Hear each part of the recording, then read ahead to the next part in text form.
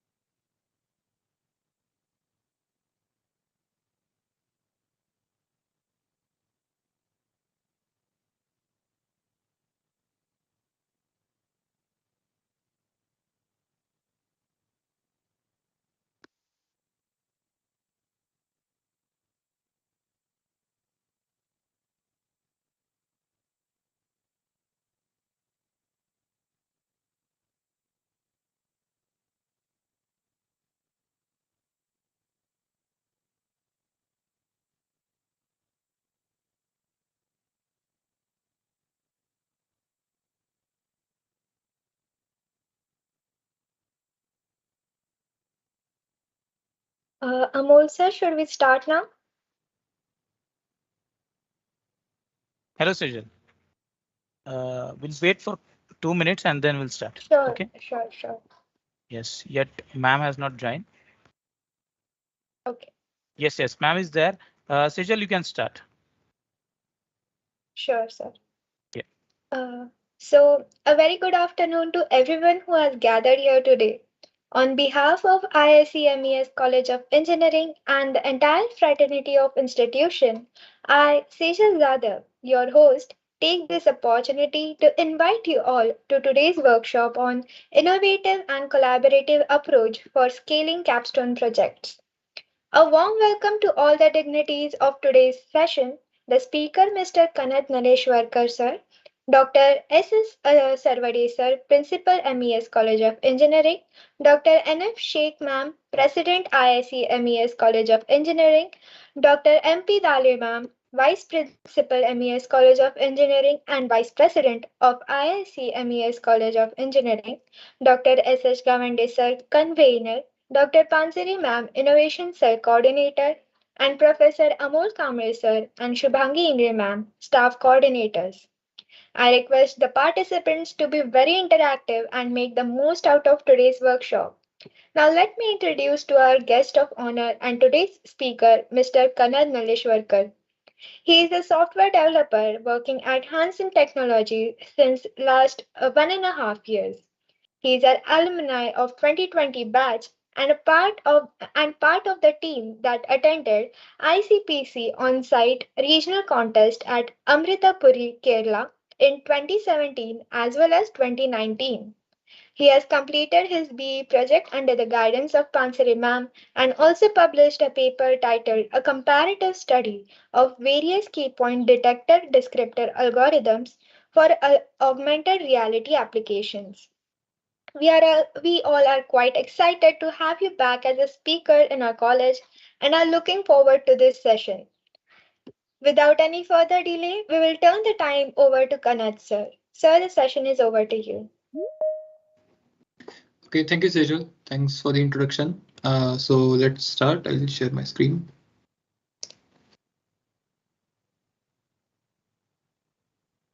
I hope you guys can see it.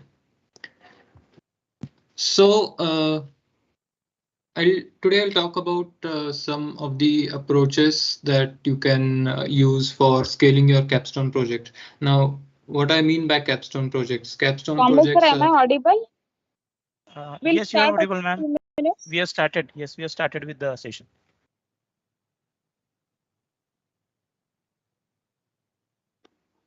So should I continue?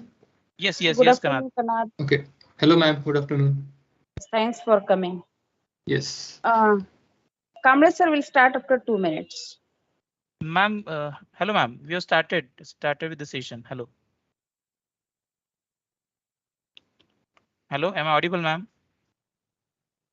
Yes, sir, you are audible to me. Yes, sir. Yes. Ma'am, we have started with the session already. Okay, sir. Okay. Kanad, please continue.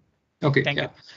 So yes, I was talking about capstone project. Now, what I mean by capstone projects, these are the projects that you will be completing in your final year. You also call them final year projects or B projects.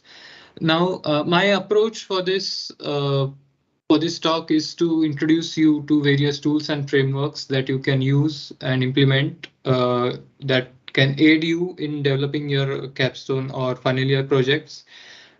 These tools they are they will help you scale your projects. Now, by scaling, I mean making your product more robust by expanding the usefulness so that many users can use your project, and your projects are not only for your own research, they can be used by multiple users. So for these purposes, I'll introduce you to some of the frameworks that I have learned over the years that I have some experience in, but I'm along with you, I'm still learning these tools. I find them very interesting, so I hope you will find them interesting too. So here we go. So Sejal introduce you guys about me. I mean, I'm an alumnus from 2020 batch. I'm currently working at Hansen Technologies as a software developer. And I have been where you guys are. I have worked on many projects during my engineering, and I was interested in such seminars where I got to know about various softwares that we can use. One of them was LaTeX. We had a webinar on LaTeX that I found interesting. So uh, so this talk is, I have categorized this into four parts. First, I'll talk about application programming interfaces, then Docker, then Kubernetes, and then lastly Jenkins. Now, all of these components, I have sorted them on the ascending order of complexity. So each one will be more complex than the previous one, and each component will be used in the next subsequent component. So APIs will you'll find the reference of APIs in Docker's Kubernetes Jenkins. You'll find references of Docker in Kubernetes and how Jenkins helps us to coordinate these tools and frameworks, and how you can use all of them in a single pipeline. So the first topic that I'm going to cover is application programming interfaces. Now, what are APIs? You can think of APIs as waiters. Like if you go to a restaurant, you look for a waiter. If the waiter hands you the menu, you read the menu and order whatever delicacies you like. Now, you don't directly communicate with the chef. You first communicate with the waiter, and waiter, his job is to provide you all the services provided by that restaurant. Application programming interfaces perform the similar task, but for digital systems. So suppose I'm a client and I want to access a particular data on a particular system. Now, instead of me or my program communicating directly with the database of that system, I will use application programming interface. That API will be exposed by that system providing resource, so that when I hit that URL, I hope you guys know URL, the website URL that we use to access any website. I will use that URL to access any resource. For example, get any data, and if I want to update any data, if I want to delete any data, I'll make use of APIs provided by that system. So, so what actually is an API? So APIs use URLs and HTTP methods. Now, when I talk about API, I'm generally talking about web APIs and REST APIs. There are various types of APIs. I think you have some of you might have covered this in your curriculum. You have you must have studied about REST APIs, SOAP APIs. There are many other APIs like WebSocket that make use of TCP/IP protocol. But this, I'm broadly speaking about REST APIs today, since those are most widely used in our day-to-day lives. And I'll give you a couple of examples of how we use them or how we consume those APIs. So REST APIs make use of some operations like get, put, post, and delete. These are four main operations that REST API uses. So if I want to communicate with the system, I'll either get a resource, that is get some information from that system, or I'll post some resource, that I'll create a resource on that system. I'll create an entry in the database, or I'll delete that entry in the database. So the one of the best examples we have for API is the application that we use every day is Unified Payments Interface, or UPI. Now, RBI has exposed a set of APIs that can help any enterprise build a client, API client, or some application that will communicate with the data from the banks, and the application will carry out transactions for you. Now, how does it work? So the APIs that RBI has provided, when I mean API, I mean the documentation and URLs provided by them. So a documentation will have all the necessary data of how to use that API and how enterprises can build application on top of those APIs. So applications like Paytm, Google Pay, Phone Pay make use of these APIs from UPI to carry out transactions. So if I want to send some amount to my friend, I'll just enter the amount, and I'll enter the UPI ID or QR code.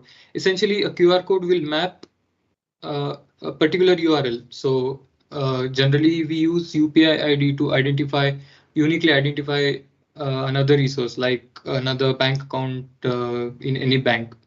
So that QR code or that UPI ID will uniquely identify a resource. When I scan a QR code, I'll get a resource UPI ID, and then I'll make the payment using my own password. And the way this works is in a request from my device. Suppose I'm using Google Pay. So a request will contain, in a general sense, the amount that I want to send, the UPI ID or unique ID of the person I want to send the amount to, and my unique password for my bank account, so that the UPI can identify that it is really me who is performing the transaction. So this request will hit. This will be like a post request, and it will hit the UPI API, and the system that has exposed this system will carry out this transaction that will notify my bank that this transaction is in process. It will, the flow. My bank account will get debited by the amount, and then my friend's bank account will get credited by the same amount.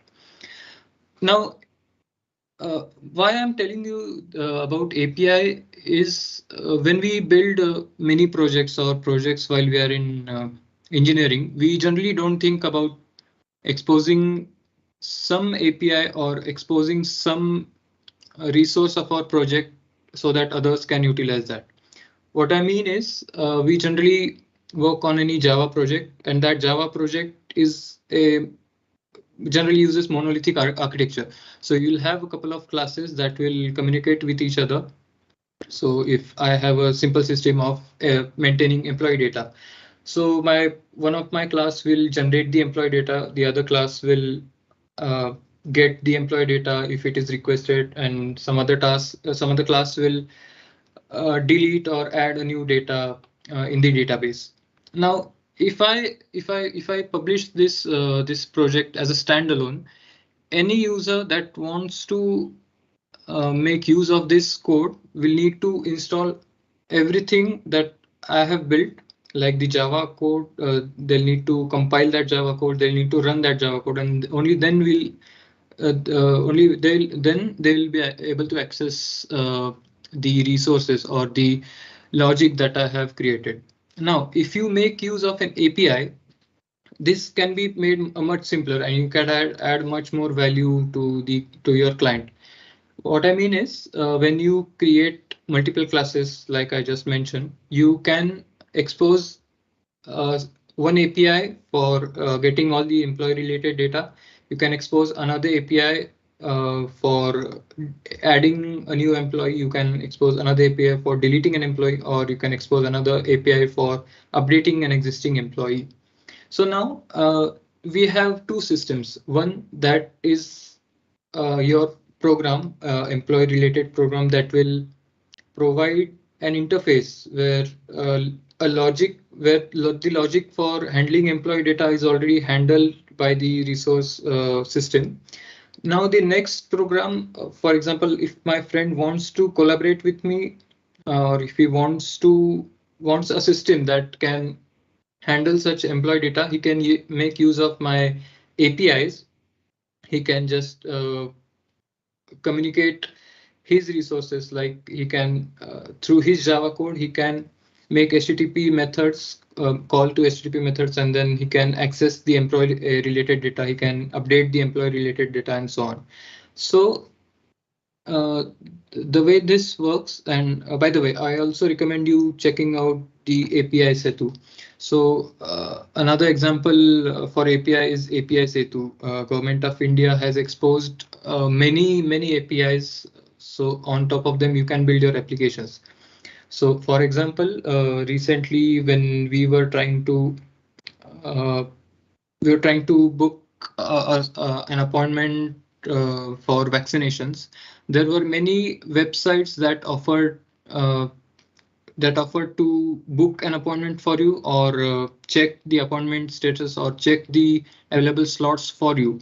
Now, how could these systems access data that is owned by government, or that is handled by government? So government has exposed multiple APIs.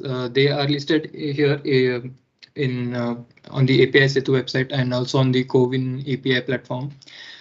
By using those APIs, these enterprises or hobbyists, they could create websites that could communicate with the databases or these systems owned by government, and they could fetch the vaccination related data. Now, of course, you will need proper authorization tokens, and the security is handled through these APIs. But the point I'm trying to make is that you can add, create much value if you expose your APIs for your system. Like Paytm, Google Pay, and PhonePe, even though their underlying architecture is relied upon UPI, all of them offer something different to their consumers. So I get cashbacks. I get many vouchers, or I get many other services offered through Paytm or Google Pay, even though they are using the same architecture, all of them. So let's see how an API call is made. So suppose I'm a client. I'm working on a website that will make use of an API. So for example, one of the examples that I can give is Twitter API. So if you guys don't know, Twitter has also exposed certain APIs that can communicate with their databases, and they provide you all the information related to the tweets or the posts that user make. So the APIs are some of the API example of the APIs for Twitter are API for getting all the posts related to a particular user. And so what I can do is I can create applications, be it Android or they can be web applications that can communicate with Twitter's resources like their databases and all. And I can fetch the user related data. For example, I have a Twitter account, so I can analyze my performance of my tweets that I made over the last week, and I can get all that data from REST APIs exposed by Twitter. So what I'll do is I'll create a mobile application or a web application that will uh, create such operations like get, post, put, delete. So for example, I want to get my tweets, my performance related data of my tweets. I'll make a get request to the Twitter API, and along with that request, I'll send my authorization token so that Twitter API recognizes me that I am the owner of that data, or that data belongs to me, and it's safe to send me that data. And Twitter API will provide me the performance related data that they have gathered for my profile. Now, on top of this, I can analyze that same data and I can infer many results on the data.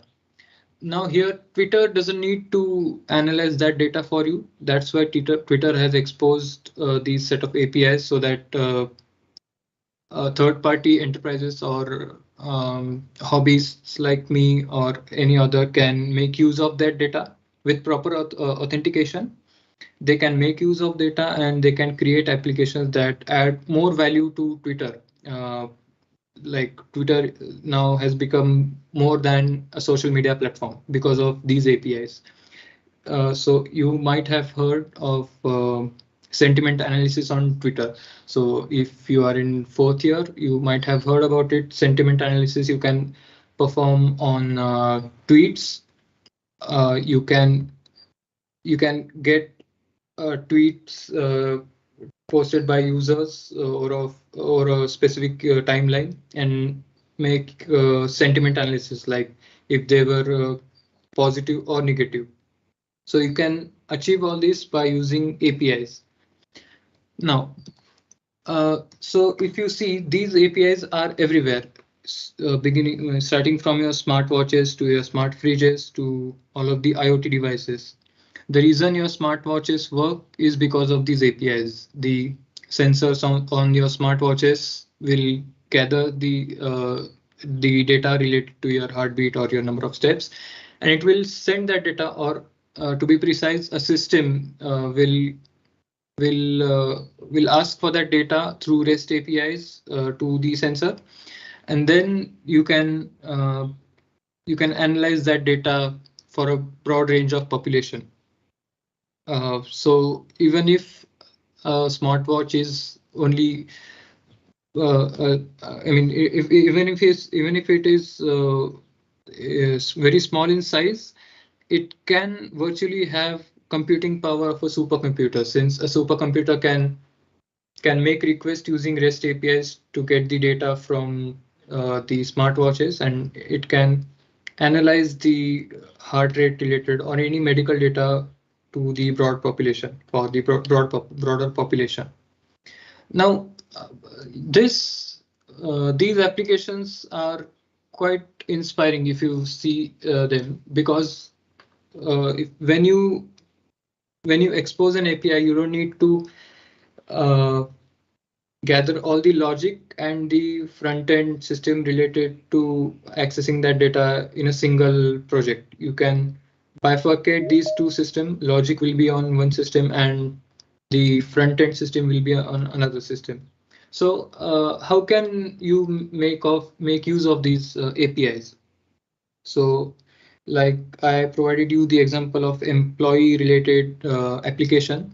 So if you are working on a project and if you are working in a team, usually what happens is the whole development task is performed by only one developer and other may assist him or her, but there is a limitation when you're collaborating with a much larger team. So what you can do is you can bifurcate the backend logic and front-end logic of your project into two different systems. So the front-end system will make API calls to the backend system, and then backend system can provide the front-end system the data that it needs. So if you're working in a team of 4, so 2 of you can work on a website for your project. You can involve yourself fully into front end when you don't, and then you don't need to worry about the back end or the logic for accessing the data, because the other half of your team is working on the back end and they can provide you the APIs that you can make use of. And also you can, if you're a solo researcher, you can create microservices. You might have heard of Spring microservices that handle a certain type of data, that perform all the actions on that data, editing, deleting, and it can implement the logic. And you can publish this microservice along with the APIs so that others can add more value to your existing implementation. Like UPI has done, they have not kept the logic for building a transaction or a payments application by themselves. They have outsourced that application to third-party enterprises. So UPI has just exposed the APIs, and enterprises like Paytm, Google can build applications on top of them. And other helpful thing about APIs is you can build your own projects if you have a set of APIs available to you. Like I gave the example of Twitter. You can work on a project that analyzes the Twitter sentiments, like if they are positive or if they are negative, by making use of these APIs. So you can create your own applications. You can analyze those tweet-related data. And if you want to read more about these APIs, you can visit India Stack website. In my opinion, India is at the top while when it comes to exploiting the APIs, because India Stack, like the API Setu or Cowin, they are all part of India Stack. So India Stacks makes available all of these APIs that other enterprises can build valuable businesses out of them. So Aadhaar is one such example. There are many third-party applications that can assist you in generating an Aadhaar card for you, or that can assist you in updating your Aadhaar card information. So the government itself does not need to create its own applications for updating your Aadhaar information or such related tasks. They can outsource that task. And since many enterprises are involved in this, we see much value is being added to India Stack. So I recommend you checking that out. Now, suppose you have built a system that you have exposed APIs, so that you have built a backend system, and someone else or the other half of your team has built the front end. Now you have the project ready, suppose. Now the problem is the project will run on your machine or the machines of your teammates, because you shared the dependencies, or you know what plugins you are using, you know what Java version, you know what operating system you are using. But when you are collaborating with researchers that you don't know, or you're making contributions to open source, that time what happens is, and this is one of the most important problems when it comes to computer science research. Researchers publish paper, they provide results, they provide code they use to to put forth a new methodology, and they upload that code base to GitHub or any Git platform, and they provide the documentation. But the problem starts here. They do not provide which operating system they use, or even if they use, they provide the information related to operating systems. The next researchers who is trying to reproduce the same application, or who's trying to reproduce the same results based on the previous research might find it difficult to uh, make the code run on his or her machine. So the problem here is that you can provide your code base, but what about the dependencies? What about the frameworks that you have used? GitHub only supports code related files you can upload on GitHub. So you can't really. I mean, there must be some way you can slice out a part of your operating system, like a project is working fine on your operating system. There must be a way you can slice your operating system vertically, and then you can provide that that slice of operating system, upload it somewhere, and the next researcher can run that slice of your operating system, and that way your project will run seamlessly on their system also. So reproducibility is an issue when it comes to computer science research. Even if you have APIs, and this problem is particular to research, so even faculty members can relate to it. Sometimes reproducing some methodologies is a bit tiresome task. So here we can make use of Docker, and that is the second component that I'm going to explain you today. So what is Docker? Like I said, Docker helps you slice out a piece of your operating system along with the libraries that you used for your project, and then you can upload that slice of operating system to a registry that we'll see in just a few minutes, and then people can make use of that that piece of your operating system, and they can just plug and play your application easily. So what is Docker? So Docker provides a way to run your applications in independent environments or independent isolated components using something called as containers. So what is a container? So suppose I have worked on, I have my examples might be biased because I read about those things. So suppose I have worked on a deep learning project, and if you guys know that working on any machine learning project, you will require many configurations made to your system. So suppose you are working on a deep learning project. What you'll need Python, you'll need OpenCV, you might need TensorFlow, you might need many other components. So all of these you can install on your system, and you can run your project.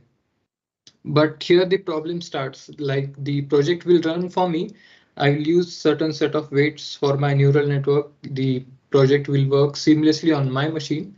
But when I upload the code base to GitHub, the next user trying to replicate my project might not have access to the same set of frameworks that I have used. So suppose I have used a specific version of TensorFlow, and if I don't provide that information to the next user on the GitHub documentation, that user might run into problems while replicating my code.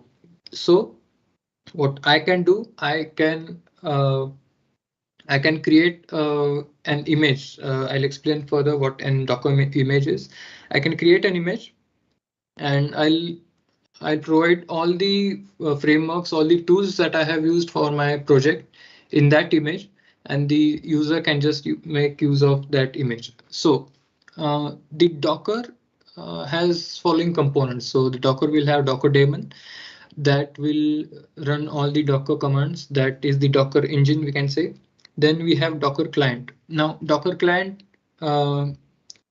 you can think of it as a command line tool that you can that will help you access the Docker and Docker objects like container images and volumes through that client. Now, the fun thing here is Docker client makes use of APIs. So Docker daemon will listen to those requests made through Docker client. Now, as I explained earlier, here APIs are useful. So Docker client will make use of APIs so that Docker daemon can perform operations on Docker objects like containers, images, and volumes. And then you can upload your project in Docker registries. Now, Docker registries, I'll explain them further. So the client is something that you can use to communicate with the daemon, and it makes API calls to the daemon. The daemon is responsible for executing the actual commands for Docker.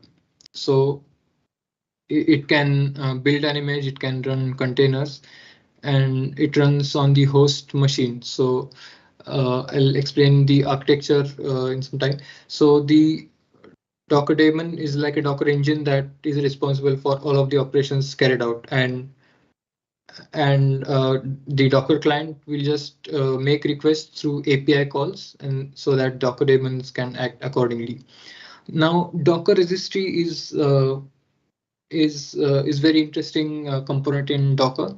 So, like I explained earlier, we upload our code to GitHub, but the Docker registries like Docker Hub are like GitHub, but they are much better because Docker Hub provides you an image of the Docker container that will have all the frameworks already installed in that image. So you just need to run that image, and the same project will work on your machine along with the dependencies, along with the frameworks that the project is using. So when I say Docker image, what I mean by Docker image is it will have a certain specifications for informing the Docker daemon how a container should behave. So we can create an image. You can think of Docker images like, I mean, they are analogous to virtual machine images, but they are much better. I have a comparison to show you. Now this image, we can create these images using Docker files. So a Docker file is a standalone file. I mean, it doesn't have any extension, and it has certain instructions or certain commands of how to specify your Docker containers or how the Docker container should behave. Now, here's an example for a Docker file. So Docker files are created in layers. So each line that you see here is a layer added on top of that image. So we can create images based on already existing images. So you can see here the first line is from Ubuntu. Now the Ubuntu is one of the most common images that we can use to creating Docker images. This basic image will have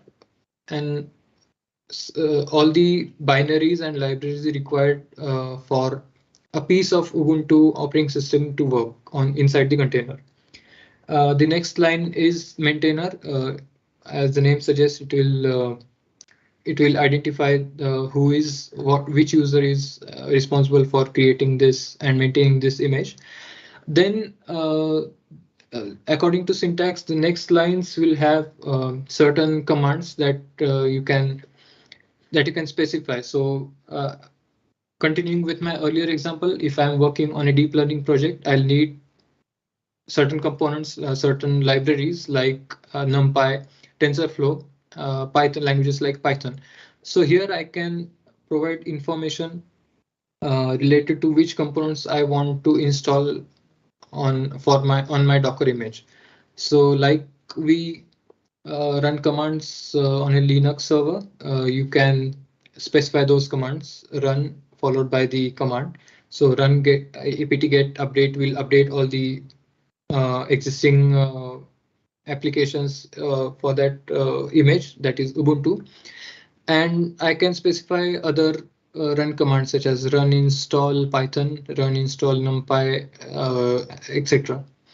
And then I can print out my print out some statements that all of these dependencies have been installed on the Docker image. So this way you can create an image. Now an image has been created. It has all the dependencies. It has all the frameworks that the project needs. Now you'll need to run this image so that it will be converted into a container. When we run the command docker run image name, what Docker will do is it will it will create an instance of that image, running instance of that image, and that will be called a container. Now, once a container is started, all the dependencies will get activated. Your project, if you have provided a shell script to start your project, suppose deep learning project as the example I given. So once you start the image, once the container is started, your project will get started right away. And since we have provided the information related to frameworks and all previously, it will be much faster for container to start, and my application will be up and running within a few minutes. So this was Docker image and how we can convert that image into a container.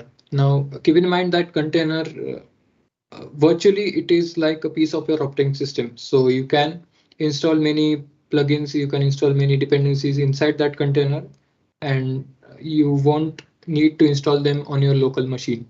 So everything will run on the container itself. We can also make use of volumes, Docker volumes that act like databases for those containers, and your local machine will be intact. You won't need to install multiple versions of the same software multiple times in order to run multiple projects. You just need to fetch or pull Docker images from Docker registry, and you can right away start working on that project. So here is how the Docker works. So like I said, we create a Docker file. Docker file will have all the instructions related to that Docker image, like which operating system that image is using, which other dependencies that it needs to install. And then Docker client will run commands like docker build that will create a container based on that image. And then the Docker host or the Docker daemon will convert that image into running containers. Now that container will have your project and all of it will start your project's work. Like if I'm running a deep learning project, it will start analyzing the input data. And if I have exported some set of APIs, it can right away serve those requests coming through API calls. Now, once you have Docker container running in your project, you can edit that project. You can edit that image. And once you have a full-fledged project running, you can save the containers or save the images and push those images in a Docker registry. This is very similar to pushing our code to GitHub, and another person that you're collaborating with just needs to pull that Docker image from Docker registry like Docker Hub, and he can start the container right away. He or she will not need to install any extra libraries or extra dependencies. So this is proving to be of much value to researchers, because machine learning projects require set of weights to initialize with, like neural networks require set of weights so that they can be initialized. And if you have not provided all the dependencies, you have just provided the code, there are possible points of failures. and your program might not work on someone else's machine. So Docker is how we can ensure that our project runs uniformly across across every endpoint or every local machine. So that way we can reproduce the results, or anyone can reproduce the results that we have claimed in our research paper. Now, when I say it will the container, when I say container is a slice of your operating system, this might sound a lot like virtual machines. So let's see how virtual machines are different from Docker or Docker containers. So if you see, when we install a virtual machine on our local personal computer, what it will do, it will run on a hypervisor, and each virtual machine will have its own guest operating system that might be different from the host operating system. So if I'm making use of VirtualBox, even if my host operating system is Windows, I can run Linux or Ubuntu operating system on that virtual machine. That will act as a guest operating system. So what it does is it creates unnecessary overhead. So I can't ship my software, or I can't ship my product through virtual machines. So because the person trying to make use of my project will need to install that virtual machines, and it will consume much space. It will consume unnecessary space if he has already 2-3 virtual machines or images on his local computer. So shipping your software through virtual machines will create unnecessary delays. It will require unnecessary space, but that we can save by using containers. If you see the architecture of container, it will share the kernel of your host operating system. So if my local machine is using Linux kernel, so when I create a container, that container will make use of Linux kernel available on my machine, and it will the Docker engine will make sure that all of the processes running inside a container will feel that they are running on a separate operating system. So if you start working on Docker, you can try one thing. You can start a process inside a container, and you can using PS command, you can list all of the processes. Try listing the process IDs outside and inside the containers both ways. What you'll see is, you will see when you're outside the container, you will see process names listed for processes that are running inside a container, but opposite it is not true. When you're inside the container, you won't see processes running on that host operating system. So the container, the applications working in those container will feel like they are running on their own standalone machine or own standalone operating system. Now, we don't make use of guest operating systems inside containers, so that way we can save a lot of space, and that way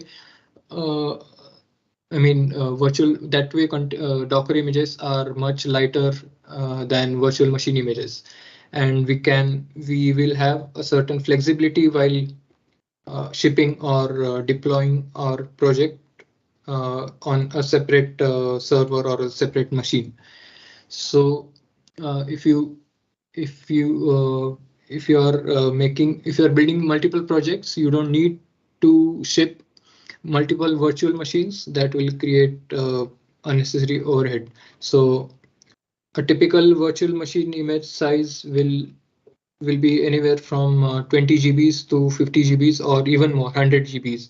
I have seen virtual machine sizes of 100 GBs that run a specific application. But if you ship that same software as an Docker image, since there is no guest operating system, these Docker image size will be much less, somewhere between 200 to 300 MBs, or even 500 MBs. So the space that we are saving will help us to ship our software in a much to a much broader population that can't that don't want to unnecessarily clog their local machines with guest operating systems. So that way, even if you are working on hobby projects, you can make use of Docker. uh, One of the interesting thing is that if you worked on a project in your second year of engineering, and if you in future, suppose when you're in fourth year, if you need to refer to earlier your project from second year, and if you have uploaded that project on Docker Hub, you won't need to install any other software. You will just need to install Docker Desktop if you are running Windows, and then you can pull that image that you had previously uploaded, and you can directly run that image. That way, you won't need to worry about the versions that have changed for dependencies. Like 2 years ago, you were using a certain version of TensorFlow, and after 2 years, the TensorFlow has released a newer version. You have installed the latest version of TensorFlow on your local machine, so you won't need to uninstall the TensorFlow installed earlier version. You can just run that Docker image, and the Docker container that will be created through that Docker image will have all the dependencies, all the particular versions running inside that container. So you won't need to add any other dependencies and clog your local virtual machines.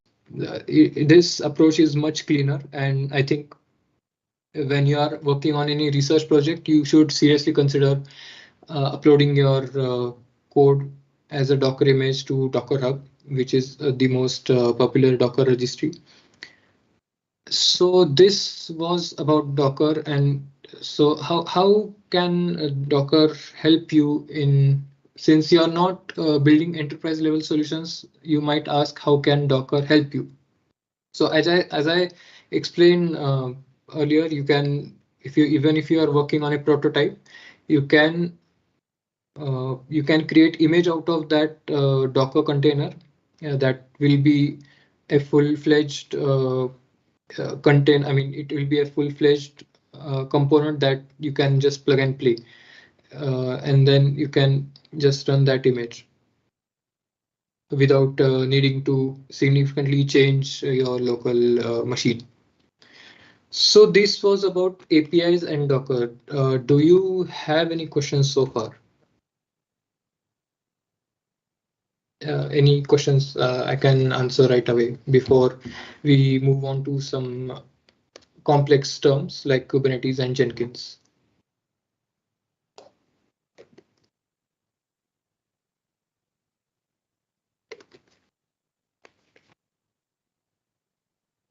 Anyone? All of you are allowed mic access to everybody. If you have any queries, any questions, you can ask.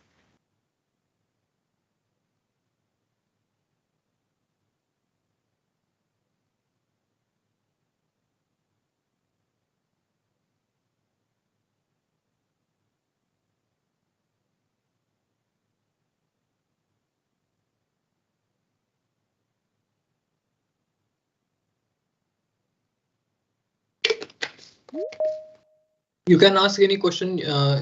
I have tried to explain everything from scratch, so if you have any doubt, you can freely ask. That will help me understand how much depth I'm allowed to go into. It will be like a feedback.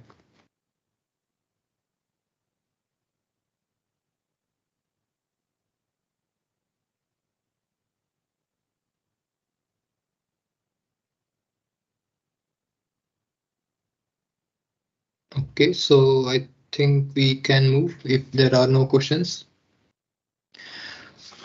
So now, so far we have seen APIs and how you can collaborate with your team through APIs, and how you can collaborate with people who are not on the same premises as you are in. through Docker and how you can ship your product or how you can ship your project. Now, the following topics are a bit more complex. They usually are used, Kubernetes and Jenkins are usually used at enterprise level. But even still, I think you should know about them. So these are getting adapted very quickly. So I think when you will join any organization, by that time the companies might already be using these software. Uh, so understanding these concepts, even if you're in second year or third year or final year, will help you a lot. So the next component that we are going to cover is Kubernetes. Now we have seen Docker containers and images. Now suppose you are working on a much larger project. Now, since I am talking about scaling your Capstone projects, we have scaled from monolithic architecture to microservices architecture that I explained in the first API section, where I mean, when we expose APIs, the microservices are responsible for exposing those APIs. Now, when we want to scale more, we can create containers that run these API systems or API applications. Now suppose you have moved on to a bigger project, you have scaled your project, you have more users that you need to serve, you have more requests you are getting on your REST APIs, so that's why you needed to scale. Now what you do is create multiple containers and which will have same set of images, so same project will run on multiple containers. Now, a couple of containers running on a local system that has a RAM of 16 or 32 GB will be okay. But when you move on from 2 containers to more containers, you'll face some difficulties while maintaining that containers. You will be exposed to some problem that you had not seen before. Like, for example, what if a containers what if a container crashes due to overload? So what will you do in that scenario? In that case, Kubernetes is a tool that we can implement. Now, what is Kubernetes? So Kubernetes is an open source platform. Google had open sourced this platform, and that is responsible for managing containerized implementation of your projects. So as I said earlier, if you're running multiple containers and your project has scaled up from a single monolithic application to microservices based architecture, and now you are running containers. Now you need some system to monitor these containers, so that even if you are running 4 containers and if one container crashes, you can load balance the traffic coming to that container to other 3 working containers. And that can work on restarting the crashed container for you automatically. You won't need to have manual intervention there. Here, Kubernetes helps us a lot. So Kubernetes monitors it primarily monitors containers, but there are more components to it. We'll see now. So, and Kubernetes also provides you a mechanism so that runtime variables that you're using inside your component. So suppose you have your employee related system that deals with employee related data, as I explained in the API section. And suppose you want to change that API, since API is an URL. So you have HTTP, your host name / employee. Now, if you want to change that URL to something else, if you want to change your host name with monolithic architecture, what you'll need to do is stop the project or the software that is running, edit the Java file containing that host name, and then start your system again. With Kubernetes, that make use of config maps, you won't need to do that. So Kubernetes will provide certain configuration files that will have these runtime parameters like hostname, port number, and other parameters that you can change and then restart the pod. You'll understand what I mean by pod when I explain following slides. So that way, within minutes, you can change critical parameters or critical information related to your programs, and you won't need to restart your whole program again. And this is very important when you're running a production level application. So client will not even notice that you have restarted your application when you are using Kubernetes.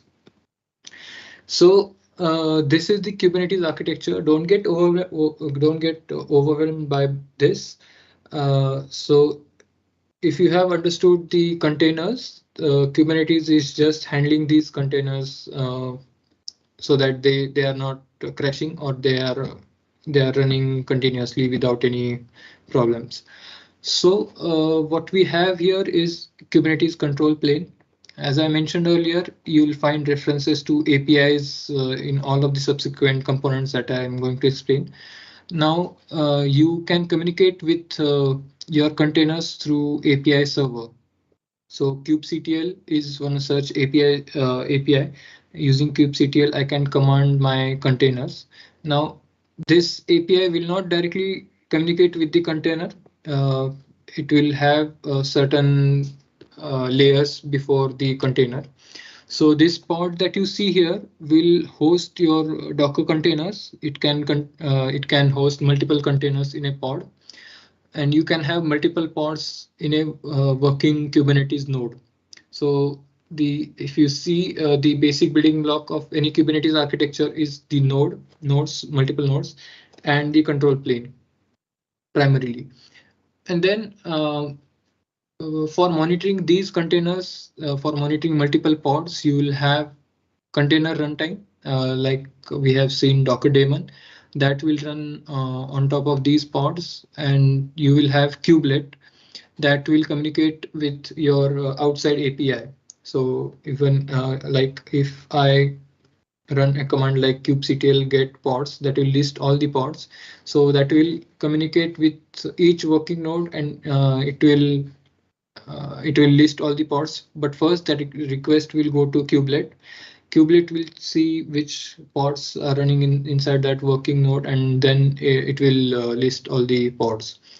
Then we have kube proxy, that is a networking component used in a node.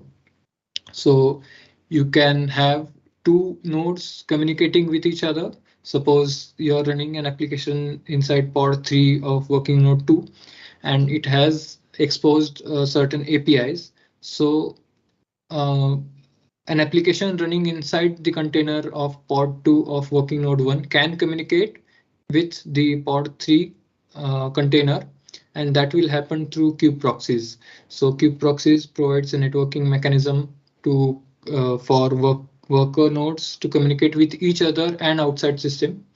So that way you can establish a communication link within the working nodes and outside applications or outside third-party applications. And along with API servers, you'll have etcd data store that will store the Kubernetes related data, scheduler and DNS service. That scheduler will ensure that all the traffic or all the load is balanced between the working nodes or between the pods. So even if one pod crashes or one container in a pod crashes, the traffic is diverted to another pod or another container. So this way, Kubernetes makes use of Docker containers and adds extra layers to them so that they are monitored, and the application that you have hosted inside those containers runs seamlessly.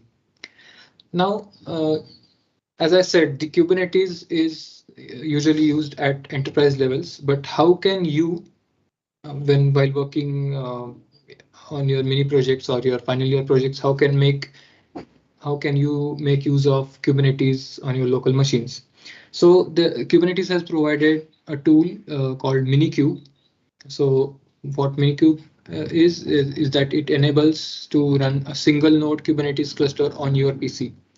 So suppose you have two systems that communicate with each other, and these two systems are quite large softwares. Suppose in a class of in your class, one team has worked on some system and another team has worked on some other application or system.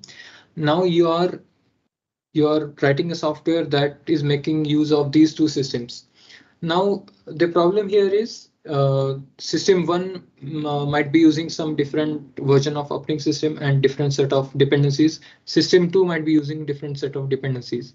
What you can do is create an image of this system, as I explained, using Docker image, and you can run Docker containers for both of these systems, and both of these systems will communicate with each other. Now, what you can do using Minikube, you can in your node that you had created using Minikube, you can run one system one inside container one of pod one, and you can create another pod which will host system two, and that way you can communicate both of the system and your own application, suppose in pod 3. So these three pods will communicate with each other. These three can make use of different set of dependencies, different set of plugins, and different set of versions of operating system, and you won't need to install each dependencies on your local machine. You can use Minikube to achieve all of this. And so that way you can utilize already the system that have already been developed, and you can make use of Docker and Kubernetes to monitor the Docker containers. Along with that, you can also simulate a much larger software. Suppose you are at enterprise level, we sometimes use Minikube to replicate the behavior of our product.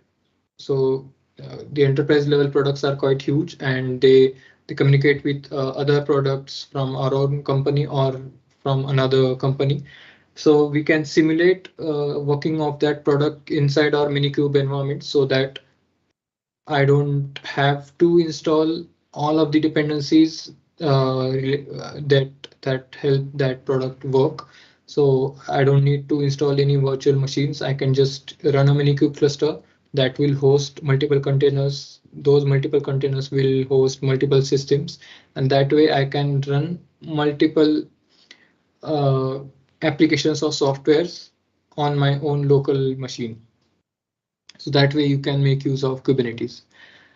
Now you have your infrastructure. Like I mentioned, you scaled from monolithic architecture to, so you are now using Docker containers, and you have scaled from those. You have expanded the scope of your project, and you have scaled to a more complex architecture. You have your infrastructure ready.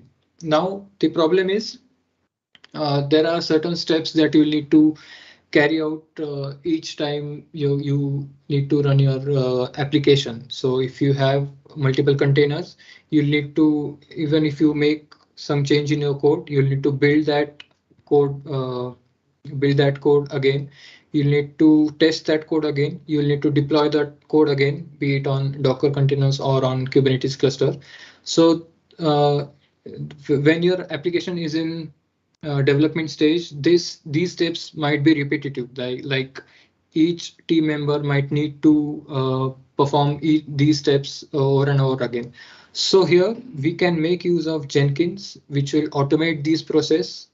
We have Jenkins pipeline that can automate these process repetitive steps, and you can build, test, deploy, and deliver your product with the help of single click once you have Jenkins pipelines ready. So what is Jenkins? Jenkins is an open source automation server. You can host that server on your local machine or on others' machine that can build, test, deploy, and deliver your applications for you. So all you need to do is make changes to your code, commit your code, and from the Jenkins will fetch it. It will have all the scripts. You will configure the Jenkins pipelines, and it will carry out all these steps that I just mentioned for you every time you just click a button.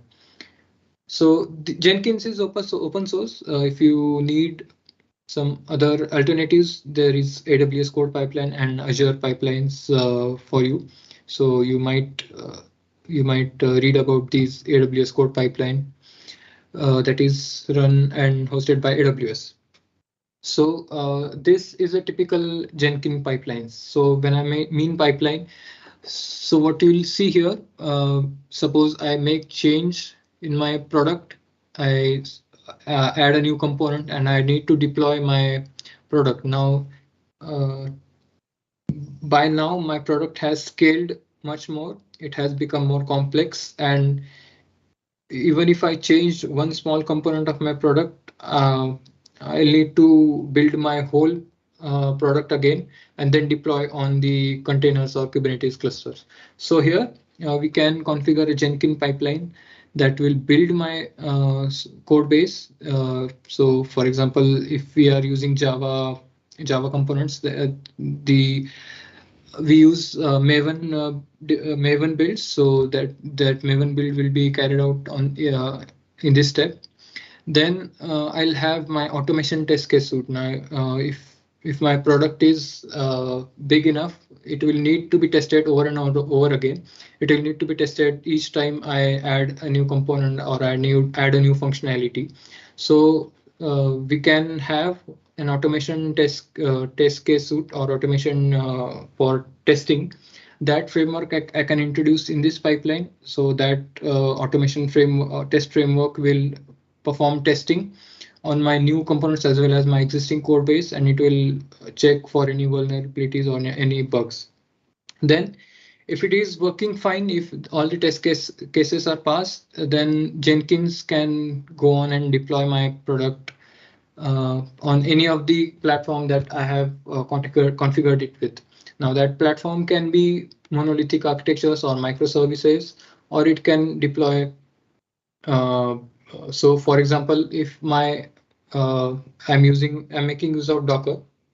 So when I change one component, it will create a build. It will create images based on that build, Docker images, and it will run Docker images so that the containers are created, and it will deploy those containers on any of the platform that I'm making use of, like AWS or Azure. Now, if I'm making use of Kubernetes, it will deploy my implementation on those Kubernetes clusters. That way, I will not need to manually deploy my code base again and again, and I can just automate everything with just one click. So you can automate all of the repetitive steps that are a part of your deployment process, and you can spend all of your time you can focus on developing your product and adding functionalities, and you don't need to worry about deploying, and you don't need to spend your time deploying your product again and again and running test cases. So that's how Jenkins can be helpful for when we have scaled our software to a much larger level. So that was it. That were the 4 components that I discussed, and I hope these components, even if you don't understand them now, these are part of your curriculum. APIs, second or third year students might have already heard about APIs, SOAP APIs, REST APIs, and so what I want you to do is, whenever the lecture is being carried out on any of these topics, I want you to pay extra attention on these topics. So when you start working, you will find them very useful, and you can efficiently make use of all these components. So do you have any questions so far on any of the 4 topics that I covered?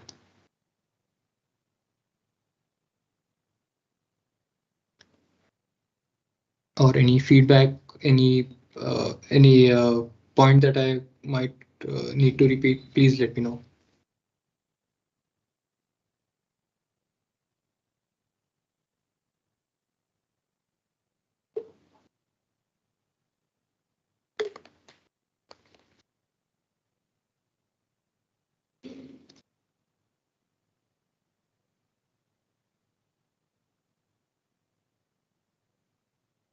Any questions? I'd very much welcome your questions. That way I'll get some feedback that you have understood what I have just explained.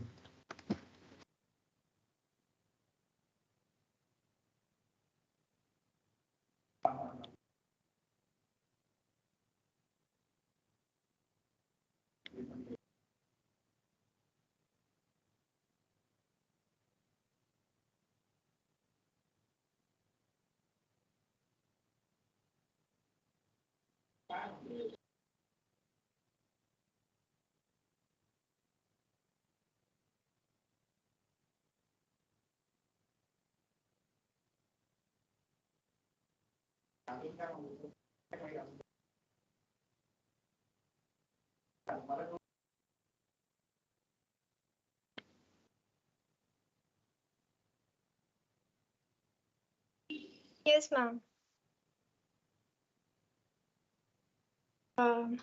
Sure then.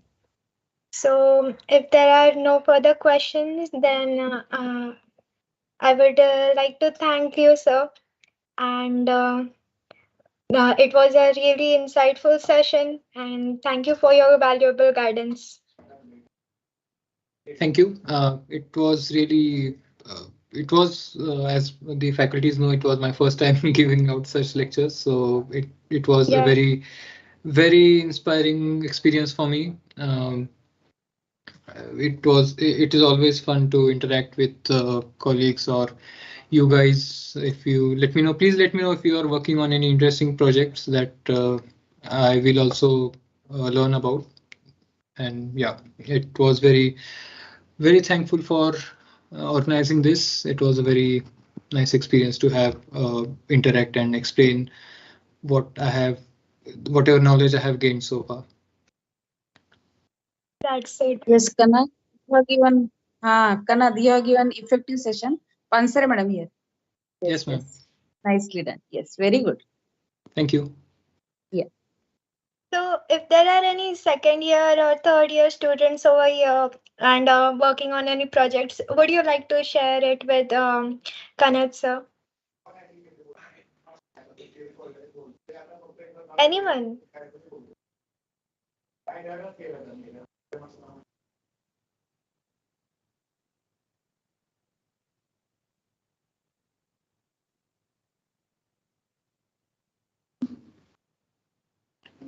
I guess not. The students are not really talkative. Yeah, we can't blame them. It's a Saturday and we have called them in the afternoon, so it's totally fine. I just hope that my points are clear and all of my I mean I could explain well. Yes, yes.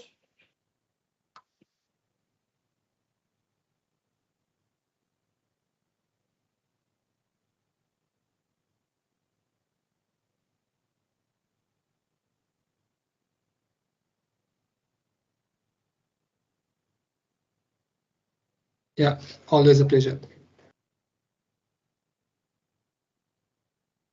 Answer, ma'am, you're on Ingram, mute. yes.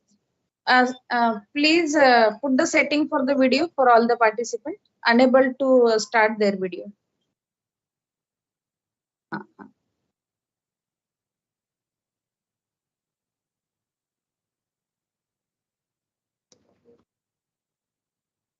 Yes, Yes. all of you please check your settings.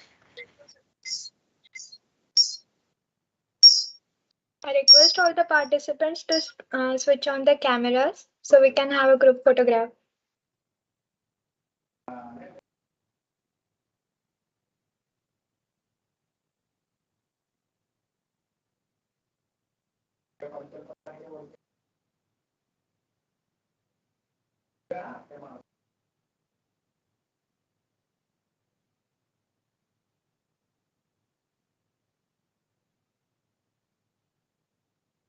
Thank you. Thank you so much. Thank you. Thank you, Shubhangi madam and Amol Kamble sir for nicely organizing the session.